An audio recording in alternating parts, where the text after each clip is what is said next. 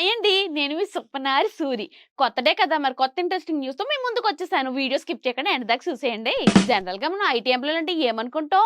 BMW కార్లు, పెద్ద పెద్ద బంగ్లాలు, రిచో రిచ్ అనుకుంటాం కదా! కానీ ఇప్పుడు వాళ్ళకి ఓ పెద్ద సమస్యొచ్చి ఎదురైంది. ఎక్కడనుకున్నారు? మన పక్కనున్న కర్ణాటకలోని. ఇప్పటికే పాపం ఐటీ ఎంప్లాయీలు ఓవర్ టైమ్ చేసుకొని 12 గంటలు పని చేస్తున్నారంట. కానీ పాపం మన సిద్ధరామయ్య గారు ఇంక అది సాలదు నాన్న ఇంకా 2 గంటలు ఎక్స్‌ట్రా చేయాలనుకోని 14 గంటలు చేశారంట. ఇది మొదటిసారి కాదండోయ్!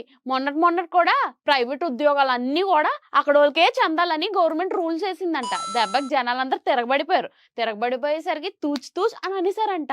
అయినా మనలో మన మాట గాని 14 గంటలు ఆళ్ళు పని చేస్తే ఇంక తింటారెప్పుడు? ఆఫీస్ నుంచి ఈ ట్రాఫిక్‌లో ఇంటికెళ్తారెప్పుడు? ఐటీ ఎంప్లాయీలేం తక్కువ కాదండోయ్! ఇప్పుడు అంతా గూడు కట్టుకొని ఒకటైపోయి ఆ బిల్లు వెనక్కి తీసుకోవాలని సిద్ధంగా నించున్నారు. ఏ మాటకి ఆ మాట గాని ఈ చట్టానికి వ్యతిరేకంగా ముందుకొచ్చిన ఐటీ ఎంప్లాయీస్‌కి హ్యాట్స్ ఆఫ్.